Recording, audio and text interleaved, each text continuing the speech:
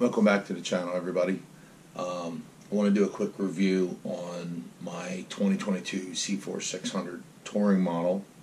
I picked this four-wheeler up, I'm going to say around June of this year. And so far it has, I think, surprised a lot of people, myself included. Obviously I ride it. But I think it surprised a lot of the guys that I ride with, what this four-wheeler is capable of. Just a little background if you haven't seen any of our videos. I ride with a wide range of ATVs, ranging from, our one buddy Matt rides a 250R 4-Trax 2-stroke four-wheeler. So that's a sport quad, racing quad. And, the other buddy of mine that rides with our group, Tom, he rides a Yamaha 660 Grizzly, which is an amazing machine.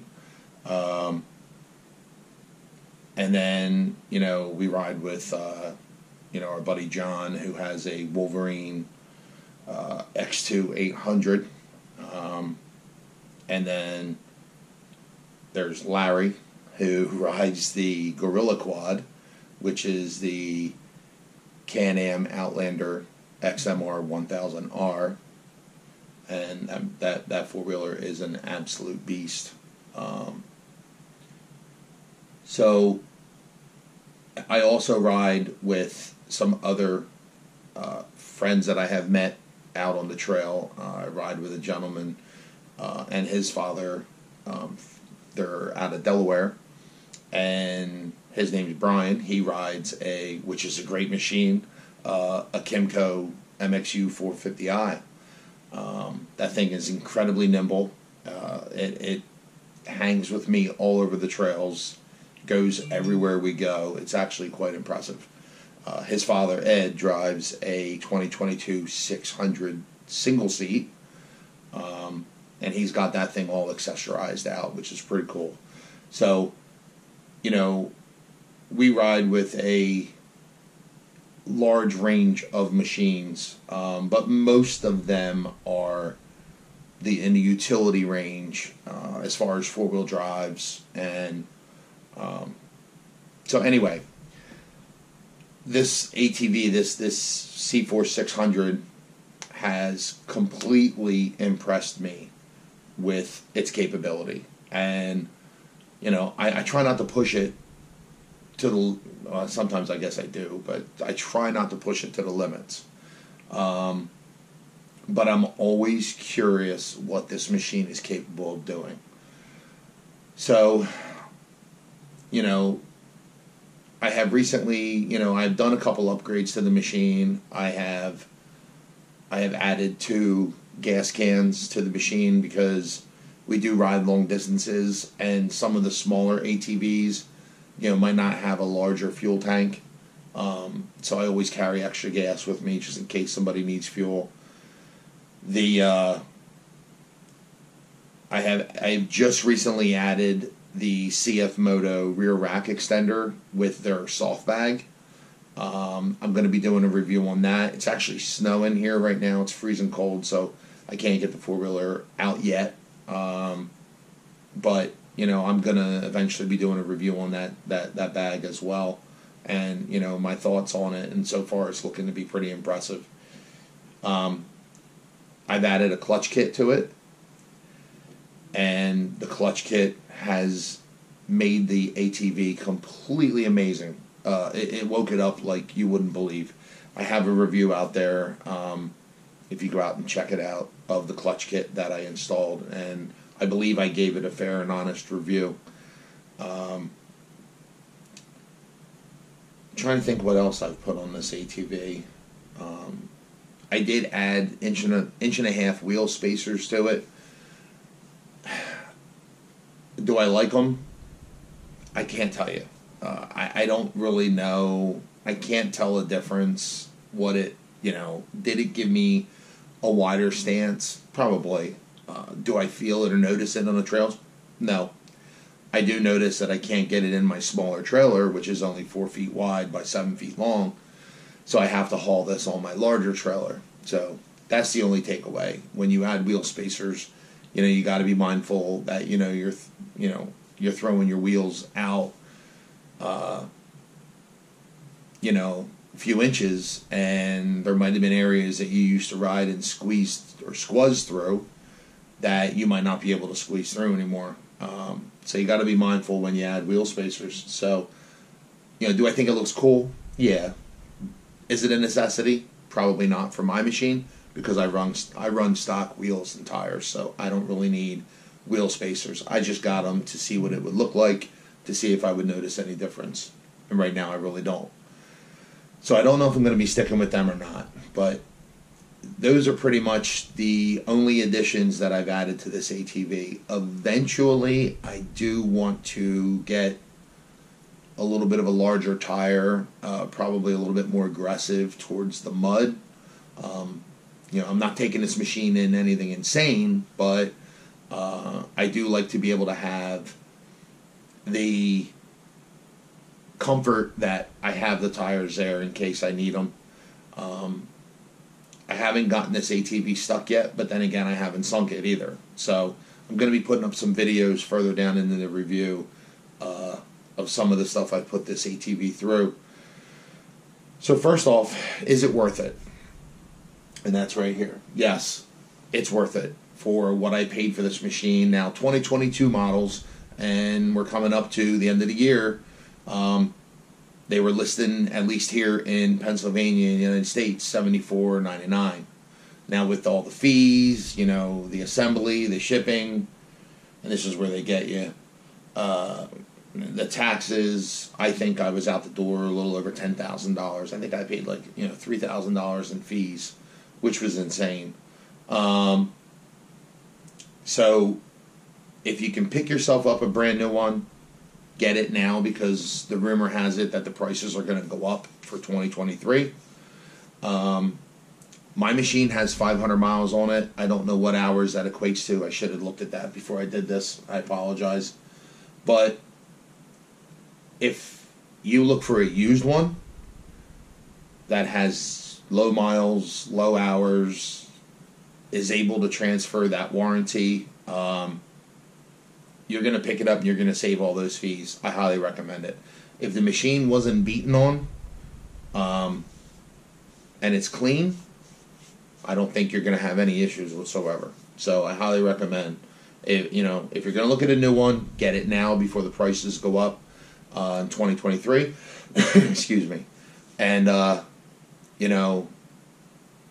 pick up a used one. A lately used one, because you're definitely not going to pay those extra fees that I had to pay or others had to pay when they had purchased new. So, is it worth it? I believe it is. For $74.99, you get the winch, you get the locking differential 4-wheel drive, you get full independent suspension, 1,000-pound towing capacity.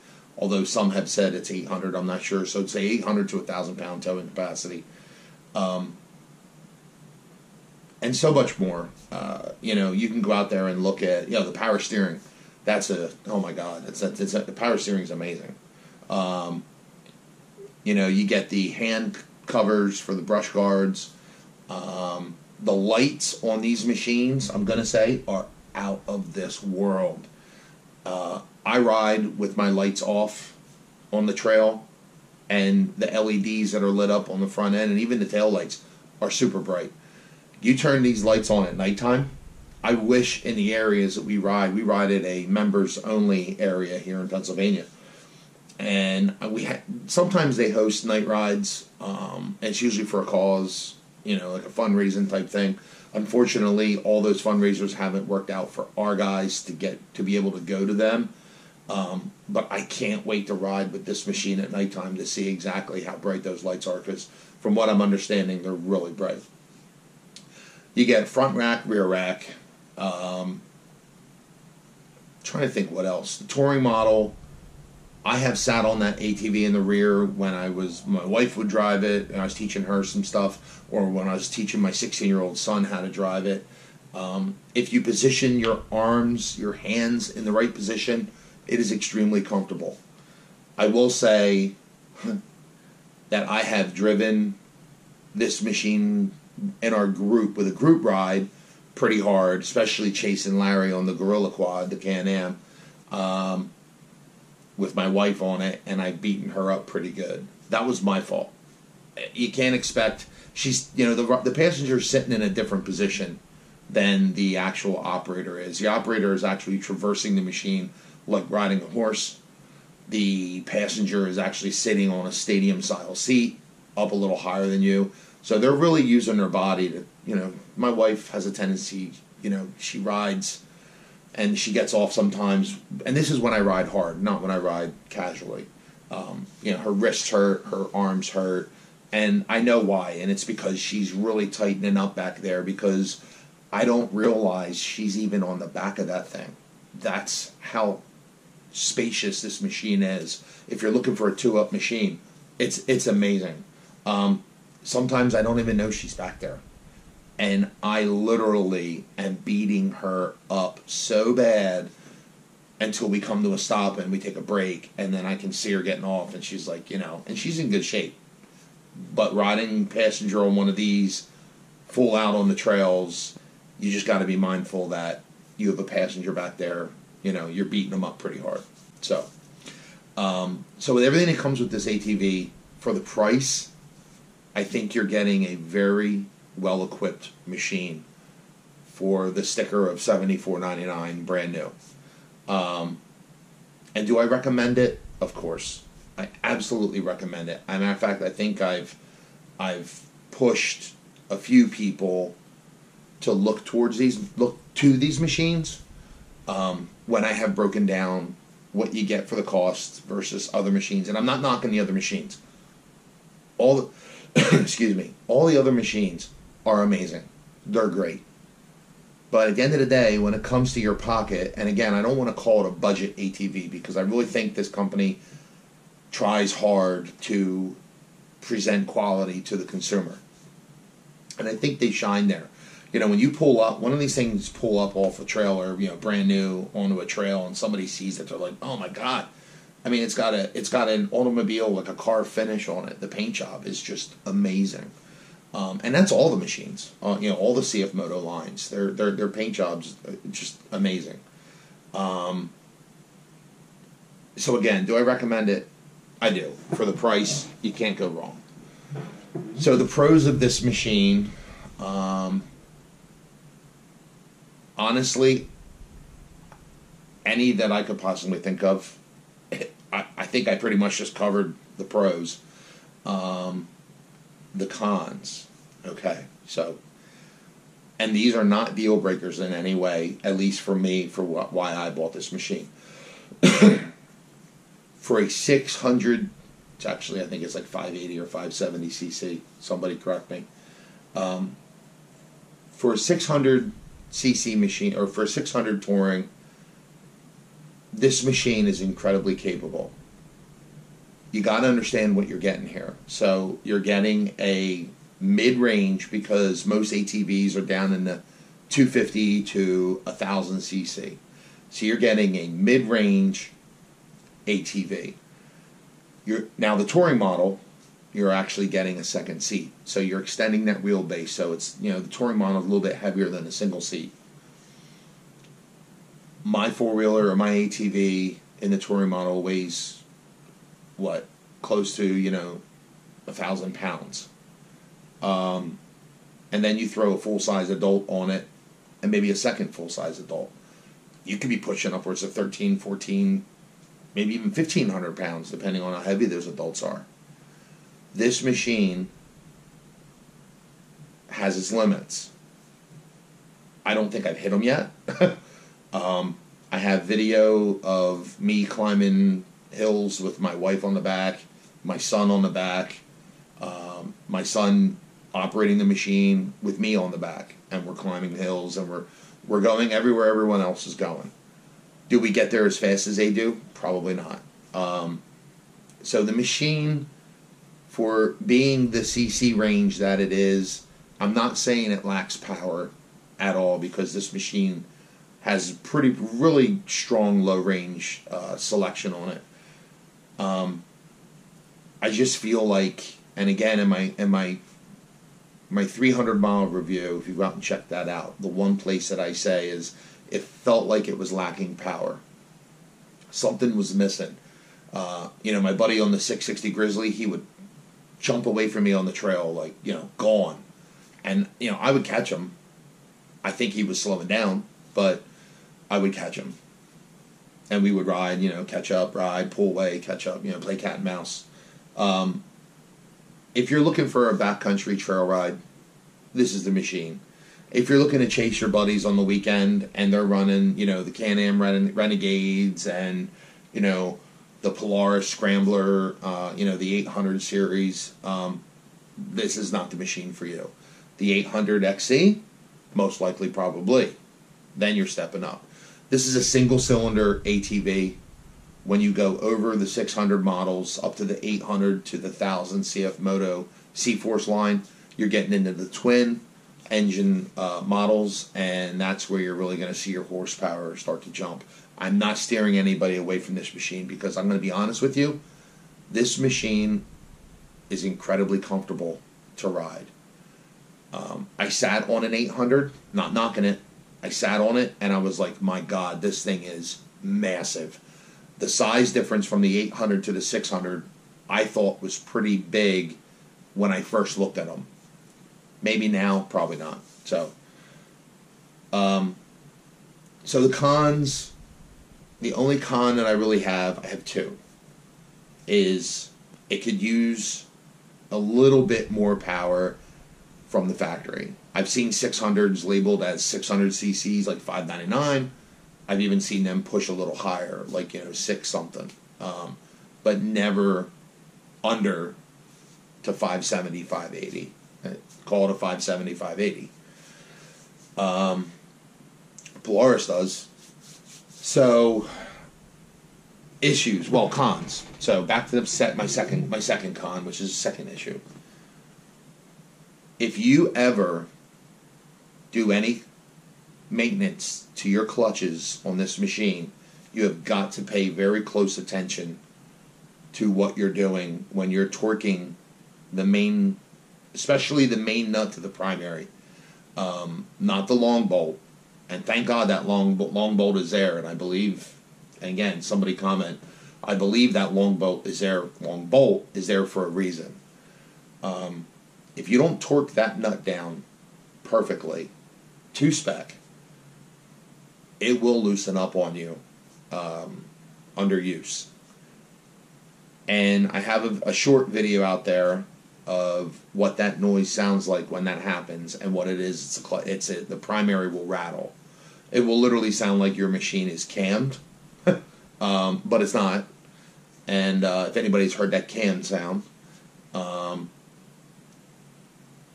it can be embarrassing when you're out with other machines, or they drive past you and you stop to let them go by, and you can hear this thing rattling, and you get looks. And again, I'm not knocking CFMoto for a bolt or for a nut, but what is very important is any users out there taking their primaries off, changing their weights, changing their springs, even cleaning it or replacing your belt.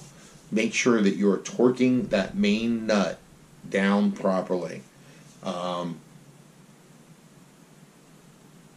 That long nut, the long bolt, has kept my primary from coming off my machine. I have actually taken that bolt, the long bolt, out to clean my primary. And when I put my impact gun on that main nut, there was no resistance whatsoever. It spun right off. So that told me that thank God that long bolt is in there, because that nut was starting to work its way loose, and God forbid if that comes apart while you're riding. I mean, you could get, So anyway, So again, this machine has performed phenomenal for me. Like I said, it's my 500-mile review. I did a first impression when I first bought it. It was literally not even, 24 hours old that I took it out and I rode it and I did a video. I did a 300-mile review, and now I'm at the 500-mile. My next one will be 1,000 miles, so stay tuned for that. So I'm going to show you guys some things that this machine, I have put this machine through. There's going to, does it hill climb? Sure it does. Does it do massive treacherous hills? I wouldn't even attempt it. I wouldn't attempt it on a 1,000-pound machine. On a 250R that weighs 400 pounds, absolutely. I can throw that machine off me if it starts to go over. A 1,000-pound machine, if something happens, I can't do it. So I'm not climbing those monstrous hills. Will it climb? Yes, it will. Will it climb with a passenger? Yes, it will. How's it handle mud? I think it handles mud pretty well. I haven't gotten it stuck yet. I thought I got stuck twice. I'm going to put up some video of that, and it worked its way out. Did a great job. Is it fast? I believe for the weight of the machine, my weight, I'm over 250 pounds. If I have a passenger on it, it's even heavier. The machine will get up and do over 50 miles an hour on a long straight, a dirt road or whatever, open field. Do you have to do 50, 60 miles an hour on a 2-up four-wheeler with a passenger? I'd like to say probably not. I mean, 50, 60 miles an hour on an ATV is pretty quick. Some of these Raptors, from what I hear, get up to like 70, 80 miles an hour. That's insane. I couldn't even imagine that. I've rolled four-wheelers. I grew up with quad sports. I grew up with, the Banshees and, all the sport quads. Back in my day, the 350 Warriors and all them. I've rolled them. I've flipped them. Anyway, I just couldn't imagine rolling a utility ATV because I wanted to climb, some crazy hill. So anyway, I'm going to put up a couple videos right now. Video of some mud that I've taken this machine through. And you can look at that now.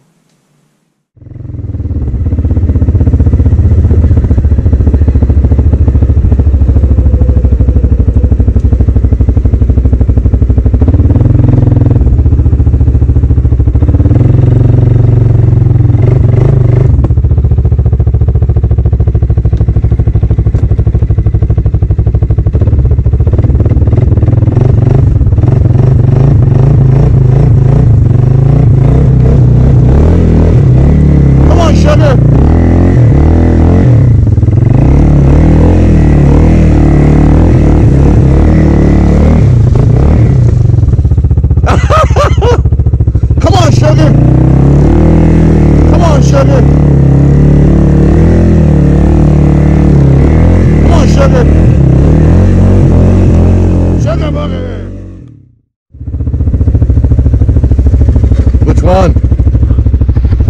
I'm gonna go for the one on the right. You gonna go for the one on the right? Oh, shit. I'm gonna go two-wheel. Good luck. Pray for me. That looks pretty swampy. I don't know. We'll see. We'll see. It stinks. All right, here we go.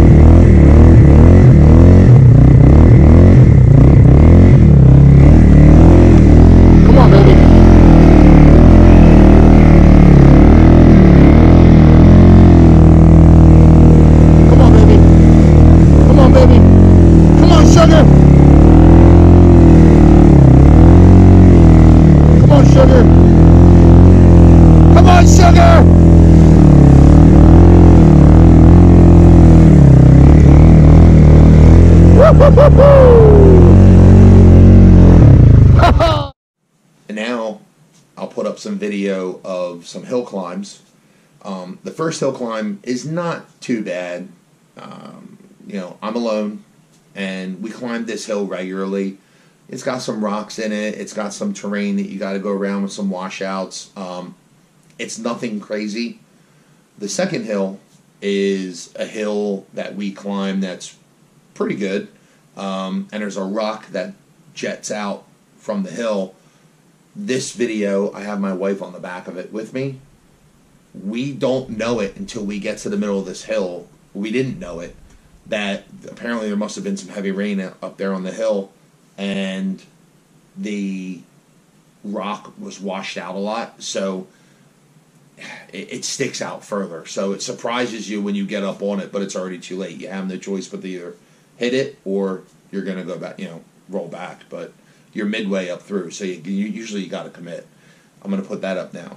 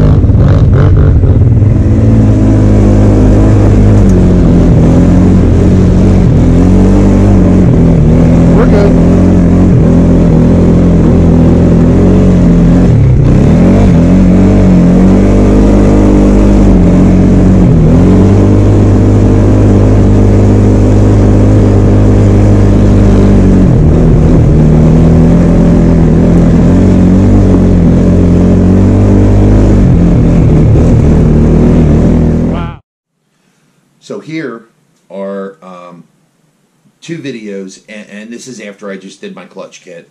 I threw shorts up with these, and people were commenting like, "Oh my God, man, what a night and day difference!" And you can see this machine will get up and roll now quite quickly. We ride in an area where it's a pretty good dirt road, stone dirt road, and it's miles. I mean, you can lay on it. Side by sides, bury their their speedometers up on these roads. And at this point, I almost hit 60 miles an hour. Unfortunately, it wasn't on film, but I think on this film I got it up to like 57, and then I backed off.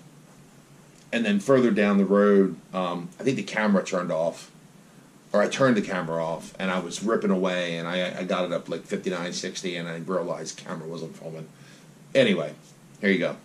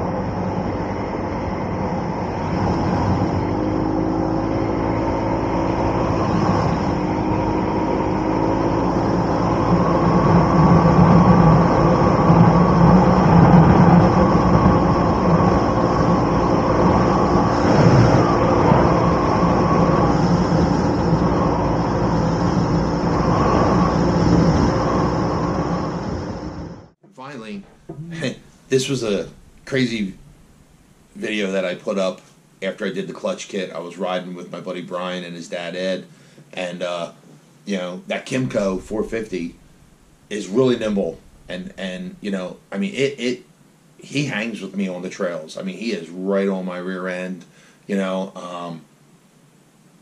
This video, we're coming down a hill, going into a turn, and I didn't mean to, but I jumped on the throttle, and she just shot out. I mean, she fishtailed immediately, and then I actually gave it more gas as I started to come out of it, and she kicked out again. I was completely shocked. What a night and day difference putting that clutch kit in with this machine, but here's that video.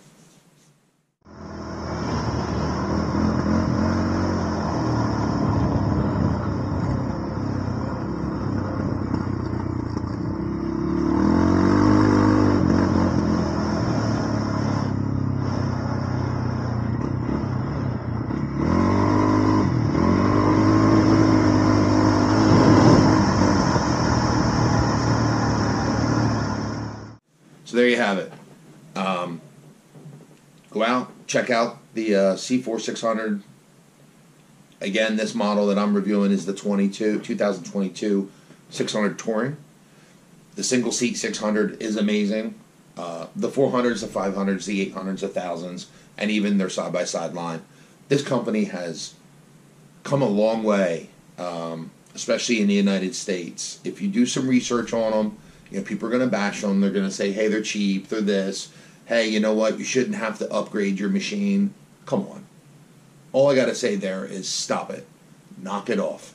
When people come at you and say, you shouldn't have to pay X amount of money to upgrade it. Well, I shouldn't have to buy a machine and spend $800 to put a winch on it, right? But I did.